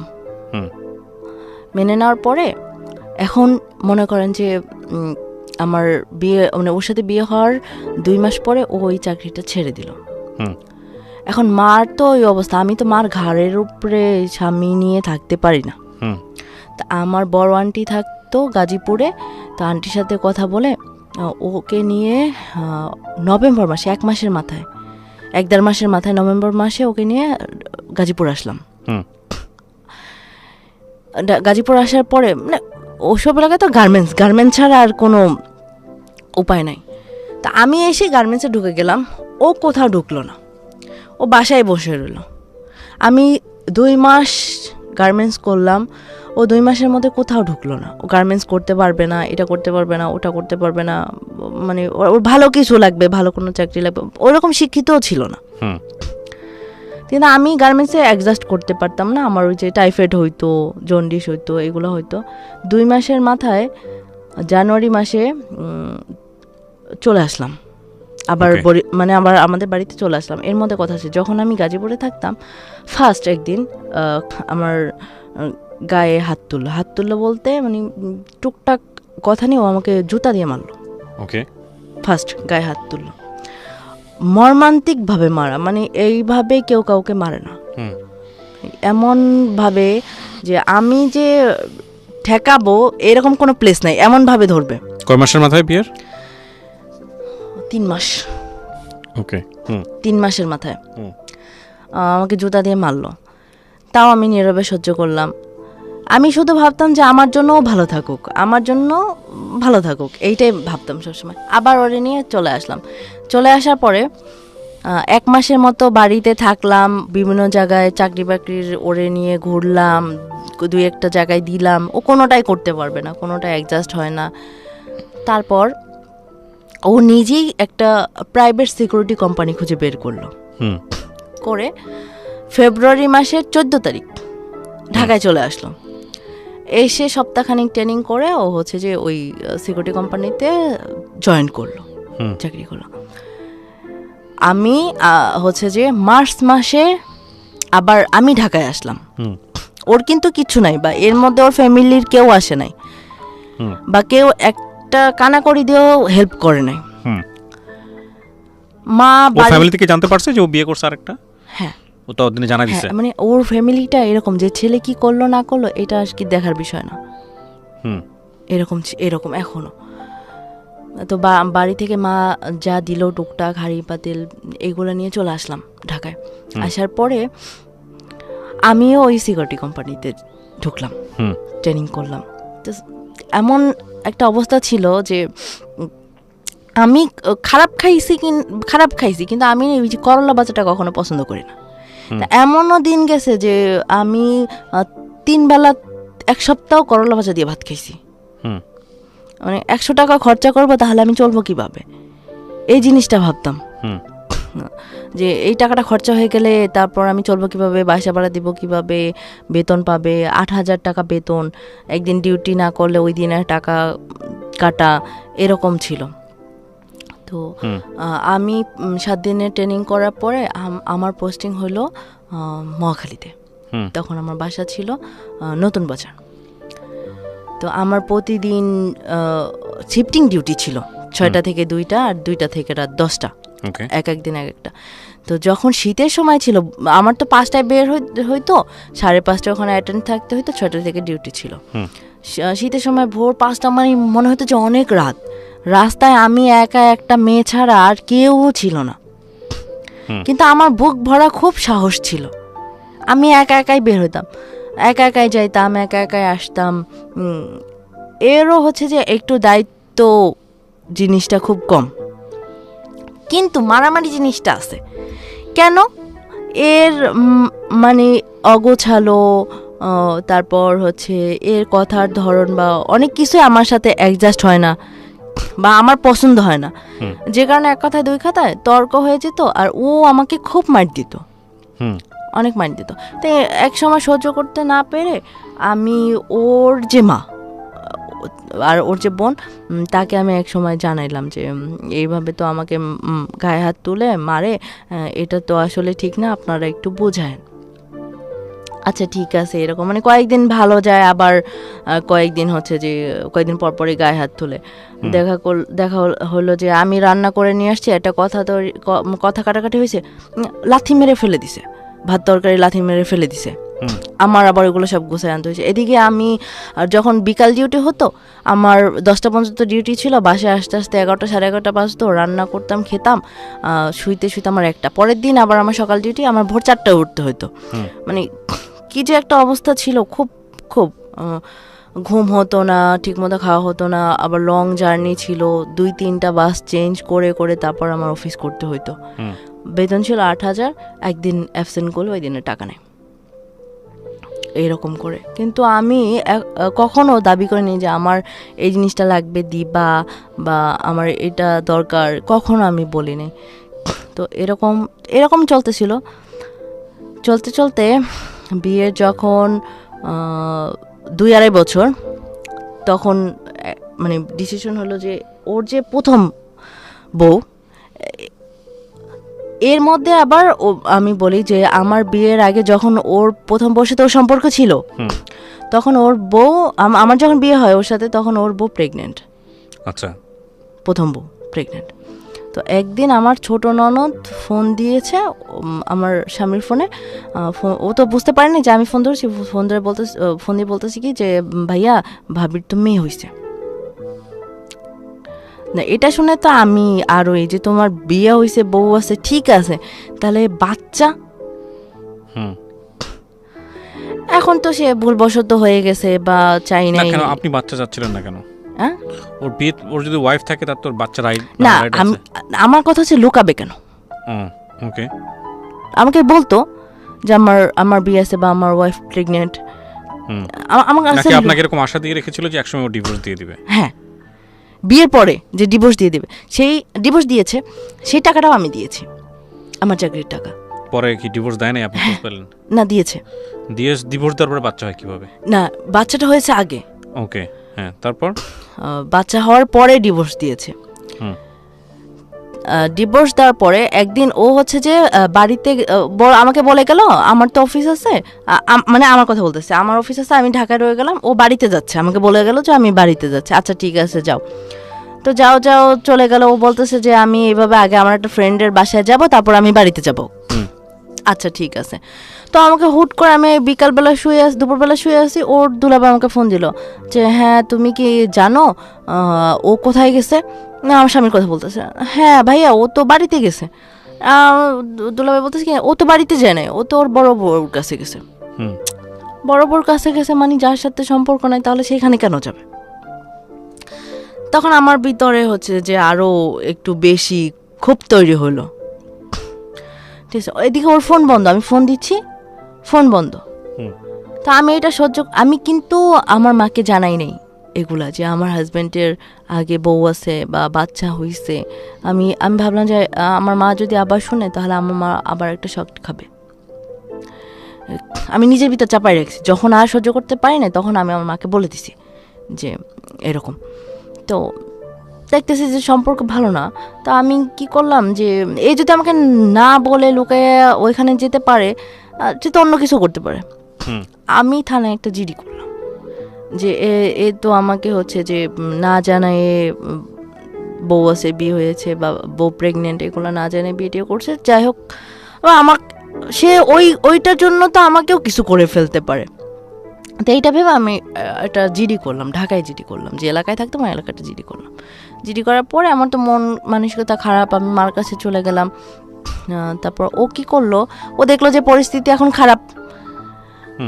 ও বাড়িতে না যেয়ে ওইখান থেকে সরাসরি আমাদের বাড়িতে চলে আসলো, মানে মা যেখানে থাকে আর কি, ওইখানে চলে আসলো। ওইখানে এসে মার সাথে কথা টথা বলে মাপ টাপ চেয়ে আর হবে না, যাবো না কখনো, মানে বাচ্চা দেখতে গেছিল, মেয়েকে দেখতে গেছিল, কিরকম হয়েছে না হয়েছে এটা দেখতে গেছিল, আর কখনো যাব না। ওকে, এটা বলে হচ্ছে যে আবার আমরা দুজনে একসাথে ঢাকা চলে আসলাম। ভালো কথা, এর মোটামুটি সব ভালো, কিন্তু এর ব্যবহার ভালো না। আমি জীবনে এইটাই চাইতাম যে আমার হাজব্যান্ড আমাকে 3 বেলার জায়গায় 2 বেলা খাওয়া, কিন্তু তার কথাটা থাকবে সুন্দর, যে আমি তোমাকে এই জিনিসটা দিতে পারতেছি না বা খাওয়াতে পারতেছি না, কিন্তু তার ব্যবহারটাই ভালো না। সে মানে কথায় কথায় গালাগালি করবে, মা এরকম এরকম এরকম, মানে যা আসে মুখে যেখানে সেখানে বসে গালাগালি করবে। রাস্তায় একসাথে বের হচ্ছে, ও কিনা 10 হাত দূরে, আমি 10 হাত পিছনে, এরকম একটা জিনিস। আর মারামারি তো আসি, খুব জঘন্যভাবে মার দিত, খুব জঘন্যভাবে মারে। ইন টাইম আমি হচ্ছে যে ওর বোনের, মানে ওর বোনকে আমি বললাম যে আবার বললাম, মানে যখনই হয়তো আমি শুধু ওর বাবা মাকে কখনো কিছু বলি নাই, কারণ ওই বিয়ের সময় শুধু ওর বোন আর দুলাভাইকে কথা বলছিলাম। তো তারপর ওর গার্জিয়ান হিসাবে ওর বোন কি মানে, বোন আর দুলাভাইকে মানে, দুলাভাইকে বোনকে আমি জানাইতাম এরকম জানাইতাম। তো এর মধ্যে 2017 সালে আমি প্রেগনেন্ট হয়ে যাওয়ার পরে তো এক পর্যায়ে তো দেখা গেল যে আমি খাওয়া দাওয়া করতে পারতেছি না, অসুস্থ হয়ে যাচ্ছি, প্রেগন্যান্সিতে যেসব বিষয়গুলো থাকে এগুলা। তো আমার মা বললো কি, তাহলে তোমার ওইখানে থাকার দরকার নাই, ঢাকায় তুমি আমার কাছে চলে আসো।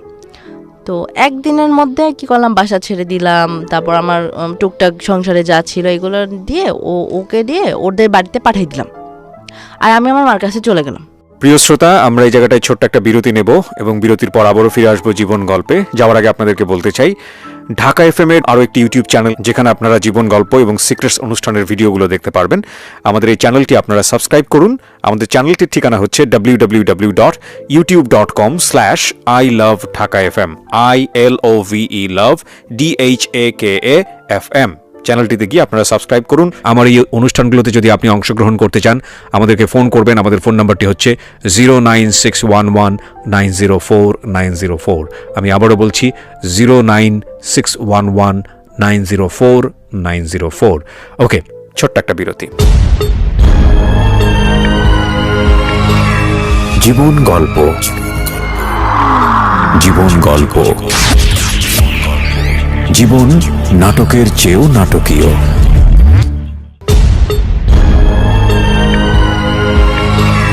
জীবন গল্প, জীবন গল্প, জীবন নাটকের চেয়েও নাটকীয়। ওয়েলকাম ব্যাক ওয়ান্স অ্যাগেইন প্রিয় শ্রোতা, আপনারা শুনছেন জীবন গল্প। আমি আরজি কিবরিয়া আপনার সঙ্গে রয়েছি। আমার এই অনুষ্ঠানগুলোতে যদি আপনি অংশগ্রহণ করতে চান আমাদেরকে ফোন করবেন। আমাদের ফোন নাম্বারটি হচ্ছে 09611904904। আমি আবারও বলছি 09611904904। ওকে, আমরা যেখানটায় ছিলাম তারপর মার কাছেই থাকতাম। মা মানে সমস্ত কিছু মাই বহন করছে, শুধু সিজারিংয়ের টাকাটা হচ্ছে আমার হাজব্যান্ড দিয়েছে, আর সব কিছুই হচ্ছে যে আমার মা। তারপর হচ্ছে আমার একটা ছেলে হয়, একটা ছেলে হয়। ছেলে হওয়ার 1.5 মাস পর্যন্ত আমার মায়ের কাছে ছিলাম। 1.5 মাস পরে ওদের বাড়ি থেকে আমাকে নিতে আসে। পরে 1.5 মাস পরে আমি ওদের বাড়িতে যাই। ও হচ্ছে যে ওইখানে 2-3 দিন থাকার পরে তখন ও ঢাকায় চাকরি করতো, ওই সিকিউরিটি কোম্পানিতেই চাকরি করতো। ওইখানে আবার চলে আসে। তো যেহেতু ওর দেশ আর আমার দেশ টোটালি ভিন্ন, খাওয়া দাওয়া কথাবার্তা সব কিছুই ভিন্ন, আমার অ্যাডজাস্ট হয় না কোনো জিনিসই, খাওয়া দাওয়া কথাবার্তা চলাফেরা। আমি খুব চেষ্টা করছি, 3 মাস ছিলাম আমি, 3 মাস আমি খুব চেষ্টা করছি যে অ্যাডজাস্ট করার জন্য, তো কোনো কিছু না। আর প্রধানত হয়েছে যে আমার সৎ শাশুড়ি ছিল, ওনার আবার কোনো ছেলে ছিল না, ওনার 2 মেয়ে ছিল। তো ওনার মনের মধ্যে খুব এই যে সম্পত্তির ব্যাপার বা যেটাই হোক ওই ছেলেই পাবে এরকম, আবার তারও ছেলে এরকম। আর ওই বাড়িতে গেলে তো হচ্ছে গ্রামের মানুষ ওই যে প্রথম বউর কথা টথা বলে, এগুলো আমার খুব খারাপ লাগে। মেয়ের কথা বলে, ওই বউর কথা বলে, এগুলো খুব খারাপ লাগে। আর অ্যাডজাস্ট করতে পারতাম না, যে বাচ্চা ছোট ছিল, সারা রাত সজাগ থাকতে হয়। আমার সাথে কেউ সজাগ থাকতো না, মানে আমি আমার বেবিকে নিয়ে একাই ঘুমাইতাম, সারা রাত একাই জাগতাম, হেল্প করতো না আমার শাশুড়ি। এখন গ্রামের মানুষ তারা তো ভোর 5টায় ওঠে, 5:30 ওঠে। এখন আমি বাড়ির বউ হিসেবে তো আমার 6টায় ওঠার দরকার, কিন্তু আমার তো এদিকে ঘুম হতো না। বা তারা যে খাবার দাবার খায়, যেভাবে রান্না করে, এটা আমার রুচিতে আসতো না। তা আমি আবার এগুলো বলতাম যে এখানে তো আমার এইভাবে কষ্ট হচ্ছে, এইভাবে আমি থাকতে পারতেছি না, তো আর বেশি হচ্ছে রাত জাগতে সমস্যা হয়, খুব কষ্ট হতো, কেউ হেল্প করতো না। তো আমার শ্বশুর মানে আমার শাশুড়ি কিছু বলতো না, টুকটাক যা পারতাম হেল্প করতো আমার মানে আমাকে সরাসরি কিছু বলতো না, পাড়ার মানুষের কাছে বলতো যে বউ কিছু করে না, কাজকাম করে না, এগুলো করে না, এগুলো বলতো। তো এগুলো তো আমি আবার শুনতাম, আমার কানে আসতো। বা আমার কথা হচ্ছে আমি একটা অন্যায় করেছি, আমাকে সরাসরি বলেন, আমার বড় ননদের কাছে বিচার দেয়, সে আবার তার ভাইকে বলে, তার ভাই আবার আমাকে বলে। তা এইগুলা করার কি দরকার? তারপর হচ্ছে কি মানে আমার শ্বশুরবাড়িতে গৃহস্থলা বাড়ি যেটাকে বলে আর কি, ধান চাল পানের বড় সবই আছে। তা আমি তো এগুলা কখনো করি নাই, দেখিই নাই, করো তো থাক দূরের কথা, এগুলা তো আমি জানি না। আমার শ্বশুর একবার কি করলো, চিরা কুটে নিয়ে আসলো, নিয়ে আসার পরে এখন আমার শ্বশুর বলতেছে কি যে তুমি একটু চিরা ঝেড়ে দাও। আমি তো চিরা ঝাড়তে পারি না, আমি কিভাবে চিরা ঝেড়ে দেবো? তো এইটা নিয়েও আমাকে অনেক কথা শুনাইছে, আমি বউকে বলছি চিরা ঝেড়ে দিতে, আমাকে চিরা ঝেড়ে দেয় নাই, এগুলো নিয়ে অনেক কথা। তো এক পর্যায়ে দেখলাম আমি আর অ্যাডজাস্ট করতে পারতেছি না কোনো কিছুতেই, বাচ্চা ছোট, কষ্ট হচ্ছে, অসুস্থ হচ্ছে, আর এত দূরে মায়ের বাড়ি, শ্বশুরবাড়ি এত দূরে, যে বাচ্চা একটু অসুস্থ হলে মা আসবে বা আমি যে একবেলা যাই থাকবো, এরকম অবস্থা ছিল না। নেওয়ানোর মতো কেউ নেই, আমার দেবর নেই, বাসুরও নেই, আমার হাজব্যান্ড একাই, আর 3 বোন। তো ওরে বললাম কি যে আমাকে বাড়িতে আবার দিয়ে আসো, আমার মায়ের কাছে দিয়ে আসো। তো ও আসলো, আসার পরে আবার আমি ওকে নিয়ে, আমার বাবুকে নিয়ে হচ্ছে যে মায়ের বাড়িতে চলে আসলাম। আসার পরে ওইখানে আবার 1-1.5 মাস রইলাম, কিন্তু কতদিন থাকবো? বাচ্চা ছোট, নানান জিনিসের দরকার হয়, নিজেদেরও ক্ষয় খরচা আছে। এর মধ্যে কি করলো, ও যে ঢাকায় যে সিকিউরিটি কোম্পানিতে চাকরি করতো, চাকরিটা ছেড়ে দিল। এখন তো আমার মাথার উপরে আরও টেনশন যে হাজব্যান্ডের চাকরি নাই, বাচ্চা ছোট, কি করব? তো ঢাকায় আবার আমার আর এক আন্টি থাকে, তো ওই আন্টির বাসায় আসলাম, ও সবাইকে নিয়ে আসলাম, আমার বাচ্চা, আমার স্বামী, সবাইকে নিয়ে আবার আন্টির বাসায় আসলাম। আসার পরে আমার ওই খালুর সাথে কথা বললাম যে আপনি দেখেন কোথাও ওরা একটা দিয়ে দিতে পারেন কিনা চাকরি টাকরি এরকম। তো বিভিন্ন জায়গায় কথা বলতো, দিত, যাইতো, একবেলা একদিন এরকম করে। ওর কোথাও পছন্দ হইতো না, মনের মতো হইতো না। তা আমার তো টেনশন যে আমি বাচ্চা নিয়ে কি করব, কোথায় যাব, বাচ্চাকে কি খাওয়াবো, এগুলা। তো ওরে লাস্টে একটা অফিসে চাকরি দিল, ওর পছন্দ হয় না দেখা ও একবেলা করে আমাকে না বলে বাড়িতে চলে গেছে। তো এখন আমার মানে মনে হলো যে আমার মাথার উপরে আকাশ ভেঙে পড়ছে, যে আমাকে না বলে বাড়িতে চলে গেল। এও একদম আমার বাবার মতো খোঁজ খবর নেওয়া, যে বাচ্চা ছোট কি হবে না হবে, এইগুলা হচ্ছে যে বন্ধ করে দিল। তার কথা হচ্ছে আমি ঢাকায় আমি কোনো চাকরি করতে পারবো না, তুমি যদি পারো তাহলে বাড়িতে এসে থাকো, আর যদি না হয় তাহলে সম্পর্ক ভেঙে দাও। আমি সবসময় ভাবতাম যে মা বাবা আলাদা থাকার যে একটা কষ্ট, এটা তো আমি বুঝি বা আমার ফেস করতে হয়েছে, এইটা যেন আমার সন্তানের কখনো না করতে হয়। যে যতই কষ্ট হোক না কেন আমরা দুইজন একসাথে থাকবো, আমার বাচ্চাটা মাও পাবে বাবাও পাবে, দুইটাই যেন পায়। এইটা ভেবে আমি একটা চাকরি নিলাম ঢাকায়। তখন আমার বাচ্চার বয়স 6 মাস, এর মধ্যে ওর বয়স 6 মাস হয়ে গেল। আমার স্বামী তখন বাড়িতে। তো আমি ওরে তখন বোঝালাম যে আসো, আমি এভাবে একটা চাকরি নিছি, বাবু ছোট, আমার জন্য না হোক অন্তত ওর জন্য হলেও ও মা বাবা দুজনকেই যেন পায়, আসো। আমি ওর মানে আমি এগুলো বলার পরে বোঝানোর পরে ও আসলো। আসার পরে একদিনের মধ্যে বাসা ঠিক সব আমি মানে আমার যা প্রয়োজন এখন পর্যন্ত, আমি যদি একটু অসুস্থ হই তাহলে আমার দায়িত্ব নিয়ে ডাক্তার দেখাতে হবে, আমি দায়িত্ব নিয়ে ওষুধ কিনে খাবো, সব কিছু আমার দায়িত্বে, আমার যা সব আমার দায়িত্ব। আমি একদিনের মধ্যে বাসা ঠিক করলাম, আমার বাবুকে রাখার জন্য ডে কেয়ার খুঁজে বের করলাম, সেটা ঠিক করলাম, অফিসে অ্যাটেন্ড করলাম, মানে বাচ্চা নিয়ে অফিস করা, যাওয়া আসা, রান্না করা, এরকম। কিন্তু সব যেমন তেমন বাসায় যাওয়ার পর যে দুজনে একটু ভালোভাবে কথা বলবো, ও 5টা কথা বলবে যে তুমি সারাদিন পর আসছো বা বাচ্চাটা নিয়ে তোমার কষ্ট হয়, এরকম একটা সান্ত্বনার ব্যাপার থাকে না, এই জিনিসগুলো ছিল না। আমি কিনা সারাদিন পর বাসায় যে ও কিনা সারাদিন বাসায় কিচ্ছু করে না। তো সারাদিন পর যখন আমি বাসায় যে দেখতেছি যে অনেক কাজ পড়ে আছে এখনো এলোমেলো, আর আমার সমস্যা হচ্ছে যে আমি এলোমেলো দেখতে পারি না, অগোছালো দেখতে পারি না। তো আমি এটা নিয়ে যদি 2টা কথা শোনাইতে যাই, মানে 2টা কথাই নয়, বললাম যে তুমি কেন এলোমেলো করে রাখছো, একটু গুছাই রাখতে পারো বা এই জিনিসটা, এর উপরে কোনো কথা নাই, মাইট কথা বললি মার, এর উপরে মাইট। একবার কি করলো, একটা কাচের বোতল দিয়ে মানে হাতের উপরে এক বাড়ি দিল, বোতল ভেঙে হাতের মধ্যে কেটে গেল, এরকম। তো এখন এরকম করে অফিস করতেছি। প্রথমত বিয়ের পরে ও 2 মাস বসা, আমি কিন্তু চাকরি করেই যাচ্ছি, শুধু প্রেগনেন্সির ওই কয়েকটা মাস আমি বসা ছিলাম। তো ওরে দ্বিতীয়বার যখন ঢাকায় নিয়ে আসলাম তখন ও আবার টানা 6 মাস বাসায় বসা। 6 মাস আমি ওরে চালাচ্ছি, সংসার A to Z সব কিছু, বাচ্চা, সংসার, খাওয়া দাওয়া সব কিছু। 6 মাসও বসা। 6 মাস ধরে বলতে আবার একটা সিকিউরিটি কোম্পানিতে চাকরি নিল। নেওয়ার পরে হচ্ছে যে সংসার মোটামুটি ভালোই চলতেছে, কারণ আমার তো এরকম চাহিদা নাই যে আমাকে এটা দিতে হবে ওইটা দিতে হবে, আমি জাস্ট 2টা ভাত নুন ফ্যান দিয়ে খাইতে পারলেই হয়েছে, আমি এরকম লোক আর কি।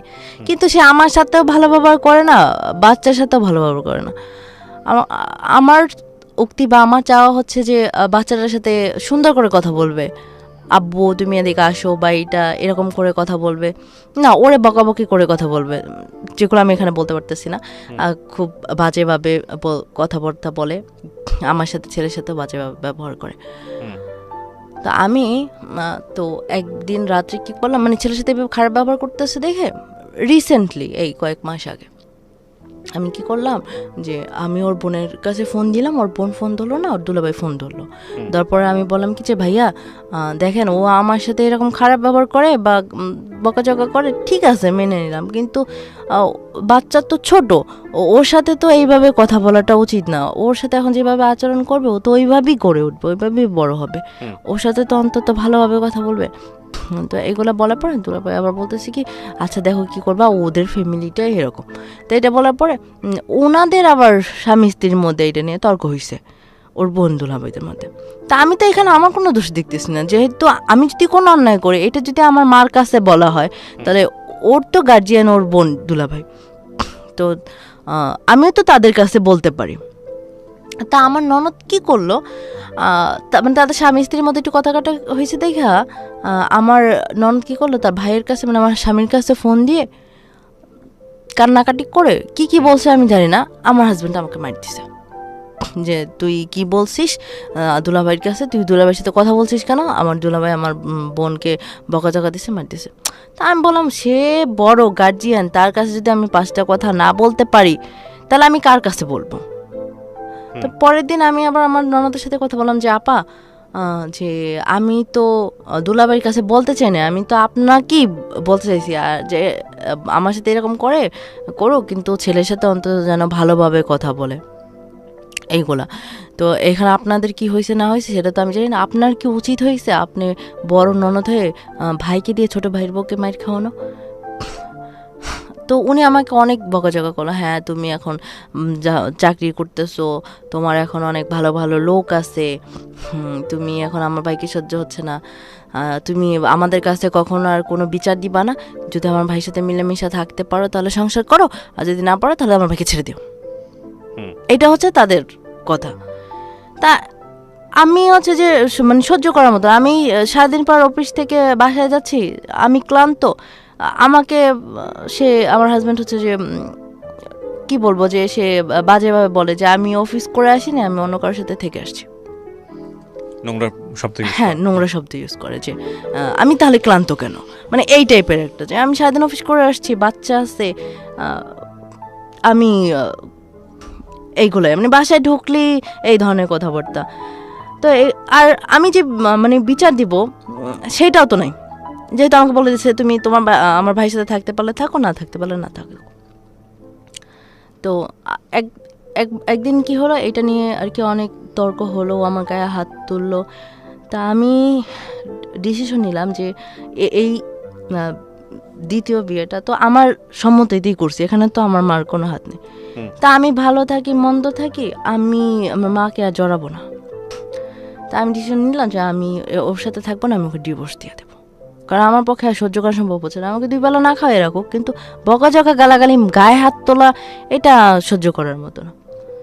তো এই ডিসিশন মানে আমি নিজে ডিসিশন নিলাম, জাস্ট আমি শুধু মাকে ফোন দিলাম যে আমার ওর সাথে থাকা সম্ভব না, আমি ওকে ডিভোর্স দিয়ে দেবো।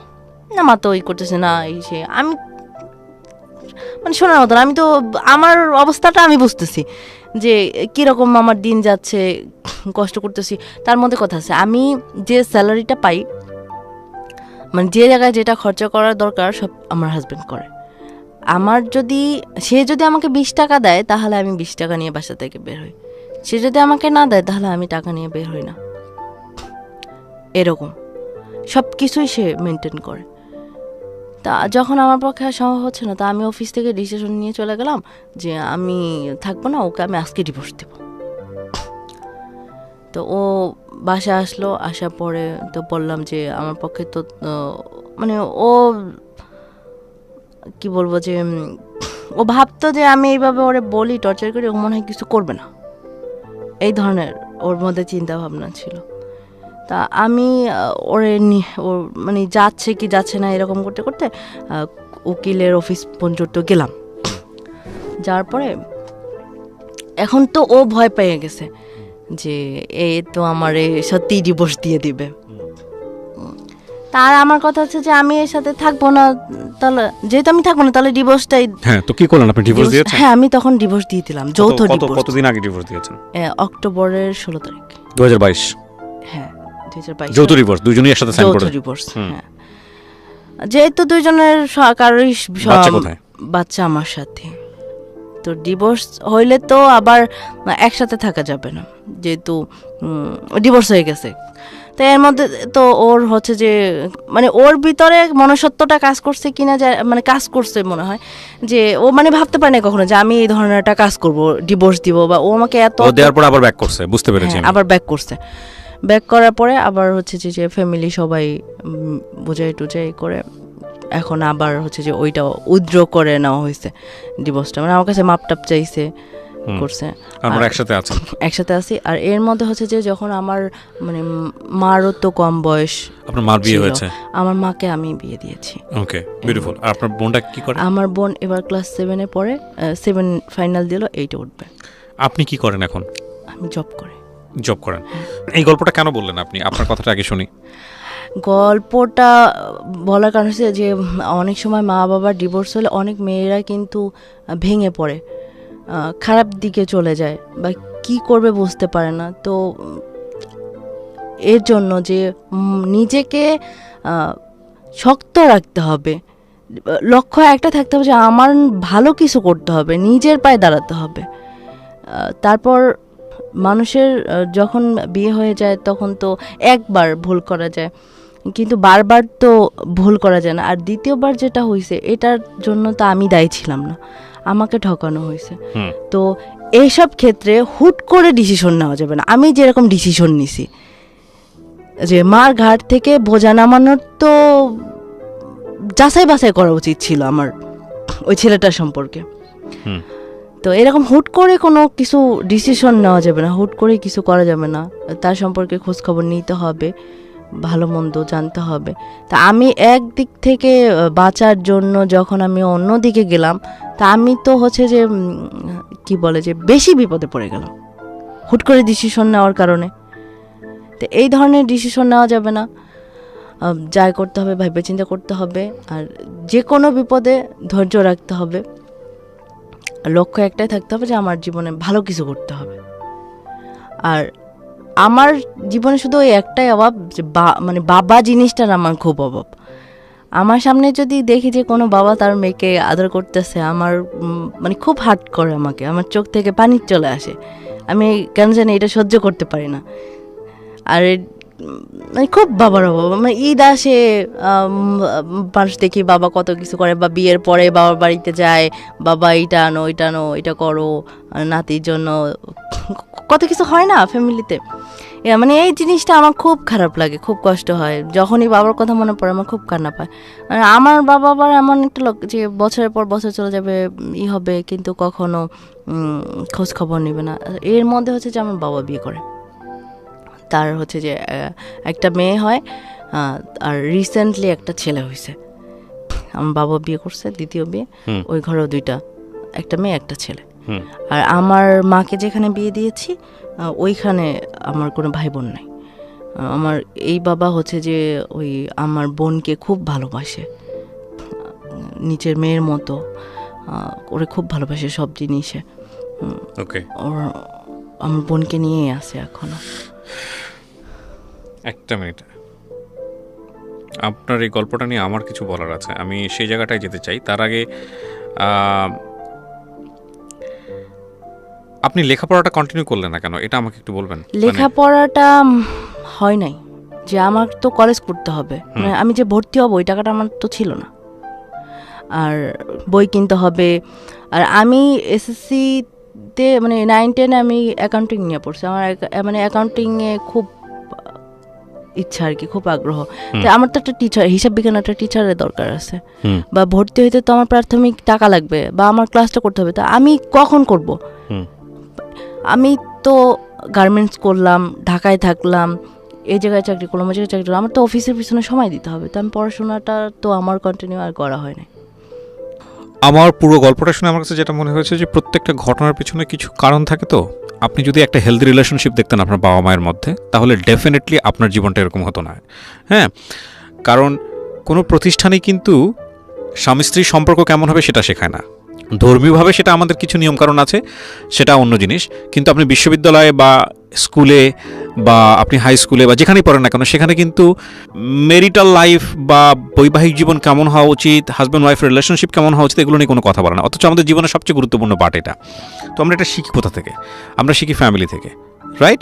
সো সেখানে আপনি যখন দেখেছেন ছোটোবেলা থেকে, জন্মের পর থেকেই বাবা হচ্ছে এরকম, সেখানে আপনি বাবার প্রতি আপনার যে ধারণাটা সেটা একেবারেই নষ্ট হয়ে গেছে। প্রথম কথা হচ্ছে এটা। আর মাকে আপনি ধরেন এক ধরনের ফাইট করতে দেখেছেন, সেই জায়গা থেকে আপনার ভিতরে একটা ফাইট করার মনোভাব ছিল। একটা মানুষের জীবনে 2টো বিয়ে হওয়া, 3টে বিয়ে হওয়া, এটা আমাদের সমাজের চোখে ভালো চোখে দেখে না, কিন্তু আমাদের ধর্মীয়ভাবেও কিন্তু এটার নিয়ম আছে, এটার পারমিট করে। যদি আপনি পরিস্থিতি আপনাকে বাধ্য করে, আপনি ডিভোর্স দিতেই পারেন, আপনি একটা সংসারে যেতেই পারেন, এতে কোনো সমস্যা নেই। কিন্তু এত কিছুর পরেও যে আপনি ডিরেইলড হন নাই, আপনি কিছু না কিছু করে খাচ্ছেন, হ্যাঁ, এবং নিজের পায়ে দাঁড়িয়ে আছেন, সন্তানটাকে মানুষ করার চেষ্টা করছেন। মানুষ ভুল করবে, উঠে দাঁড়াবে, হ্যাঁ, হোঁচট খাবে, সোজা হয়ে দাঁড়াবে, এটাই হচ্ছে বড় কথা।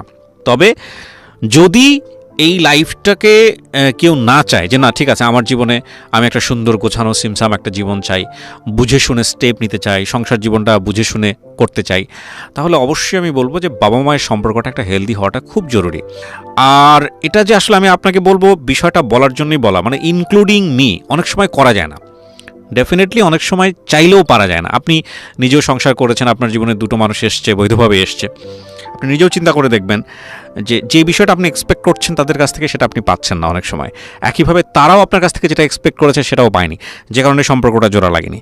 তো এটা যে আসলে শুধুমাত্র আপনার ক্ষেত্রে তা কিন্তু নয়, এটা কিন্তু একেবারে শাশ্বত, সবার ক্ষেত্রেই কম বেশি এটা হয়। কে কতটুকু কম্প্রোমাইজ করতে পারে, কে কতটুকু ছাড় দিতে পারে সন্তানদের জন্যে, বেটার ফিউচারের জন্য, এটাই হচ্ছে মূল কথা। তবে ছাড়েরও একটা লিমিট আছে। একটা সময় ছাড় দিতে দিতে দিতে দিতে তখন যখন দেয়ালে পিঠ থেকে যায়, তখন মনে হয় যে না, আরও আগে বোধহয় চলে গেলেই ভালো হতো, তাই না? ডিভোর্সটা এত মানে ডিলে না করে আরও আগে দিলেই বোধহয় ভালো হতো। তো এইগুলো আসলে আমাদের চিন্তাভাবনার বিষয় আছে। তবে আমার মনে হয় যে আমি সবসময় যে কথা বলেছি, আমি আমার জীবন গল্প বলেন বা অন্যান্য জায়গাগুলোতে যেগুলো বিষয়টা বলেছি, সেটা হচ্ছে একটা হেলদি রিলেশনশিপ খুব ইম্পর্ট্যান্ট। বাট হেলদি রিলেশনশিপ তৈরি করার জন্যে যে জিনিসগুলো খুব জরুরি দরকার, প্রথম কথা হচ্ছে যে নিজের ভুলটা বুঝতে পারা। কিছু কিছু সময় আমাদের কোনো কিছু করার থাকে না, আমাদের হাত থাকে না, পরিস্থিতির শিকার হই আমরা, সেটা ঠিক আছে, সেখানে ভাগ্যকে মেনে নিতে হয়। কিন্তু যদি নিজের ভুলটা বুঝতে পারা যায় যে না, এই সম্পর্কটা খুব গুরুত্বপূর্ণ আমার জন্য, এই মানুষটা আমার জীবনের জন্য খুব গুরুত্বপূর্ণ, আমার ফিউচারের জন্য গুরুত্বপূর্ণ, আমার বাচ্চা কাচ্চার জন্য গুরুত্বপূর্ণ, তাহলে ড্রিমি ওয়ার্ল্ড থেকে বের হয়ে এসে নিজের ভুলগুলো বুঝতে পারা এবং একই সাথে সেই মানুষটার যতটুকু ছাড় দিলে বেটার লাইফ লিড করা যায় এবং যতটুকু কারেকশন করা যায় ততটুকুর জন্য চেষ্টা করা বোথ সাইড থেকে, আমার মনে হয় এটা একটা গুড ডিসিশন হবে। তারপরেও সংসার ভাঙবে, কিন্তু সেই সংসার ভাঙা যাতে সন্তানের জীবনে নেগেটিভ ইম্প্যাক্ট না ফেলে, সেটার দিকে খেয়াল রাখা বাবা মায়ের খুব খুব দায়িত্ব। আপনাকে অনেক ধন্যবাদ, আপনি আপনার ব্যস্ত সময়ের কিছুটা সময় আমাকে দিলেন। আমি আজকে অনেকদিন পর একটা গল্প খুব মনোযোগ দিয়ে শোনার চেষ্টা করেছি। আমার মনে হয় আপনার গল্প থেকে অনেক কিছু শেখার আছে। ভালো থাকবেন। শেষ করছি প্রিয় দর্শক এবং শ্রোতা, আজকের মতো শুভরাত্রি। জীবন গল্প, জীবন গল্প, জীবন নাটকের চেয়েও নাটকীয়। টিভি ইন্ডাস্ট্রির সবচেয়ে বড় অনুষ্ঠান সিআইডি, যা 1998 সাল থেকে দর্শকদের বিনোদন দিয়ে আসছে। এই সিরিয়ালের যদি কোনো পছন্দের চরিত্র থাকে, তবে এটি হলো সিনিয়র ইন্সপেক্টর দয়া, যার হিংসাত্মক সংলাপ এবং শক্তিশালী ব্যক্তিত্ব লক্ষ লক্ষ মানুষকে তার প্রতি আকর্ষণ করেছে। তাই আজ এই চরিত্রটি দর্শকের কাছে একটি প্রিয় চরিত্র। আজ আমরা এই সিনিয়রটির অভিনেতার দয়া সম্পর্কে জানবো। তো বন্ধুরা, ভিডিওটিতে একটি লাইক দিয়ে শেষ পর্যন্ত দেখার অনুরোধ রইল। বন্ধুরা, সিআইডির সাথে সিনিয়র ইন্সপেক্টর দয়ার চরিত্র অভিনয় করা দয়ার আসল নাম হলো দয়ানন্দন শেট্টি। তিনি 11 ডিসেম্বর 1969 সালে জন্মগ্রহণ করেন। তার পরিবারের মোট 4 জন সদস্য রয়েছে। তার বাবা চন্দ্রপ্রকাশ শেট্টি, তিনি মুম্বাইয়ে তার ব্যবসার পরিচালনা করেন। তার মা হুমা শেট্টি, তিনি একজন গৃহিণী। এছাড়াও তার 2টি বোন রয়েছে। দয়ার স্ত্রীর নাম স্মিতা শেট্টি, তিনি গৃহবধূ হিসেবে তার পরিবারের যত্ন নিচ্ছেন। তার একটি কন্যা সন্তান রয়েছে। বন্ধুরা, এখন আসুন তার ক্যারিয়ার সম্পর্কে জানি। দয়া ক্রীড়াবিদ হিসেবে তার ক্যারিয়ার শুরু করেছিলেন এবং এর জন্য তিনি অনেক পুরস্কারও জিতেছিলেন। তবে পায়ের ইনজুরির কারণে তিনি খেলাধুলা ছেড়ে অভিনয়তে যোগ দেন এবং নাট্যমঞ্চে অভিনয় শুরু করেন। এর কারণে তিনি সেরা অভিনেত্রীর পুরস্কারও পেয়েছিলেন। 1998 সালে সিআইডিতে গোয়েন্দার অভিনেত্রীর পরীক্ষা দেন এবং তিনি নির্বাচিত হন। তিনি বর্তমানে সিআইডিতে অভিনয় করছেন। সিআইডি ছাড়াও দয়া আরো 4টি সিনেমাতে অভিনয় করেছে। তো বন্ধুরা, এই ছিল আজকের ভিডিওটি দেখে আপনার কি মতামত তা কমেন্ট করে জানান এবং নতুন নতুন ভিডিও সবার আগে পেতে আমাদের চ্যানেলটিকে সাবস্ক্রাইব করুন। ধন্যবাদ।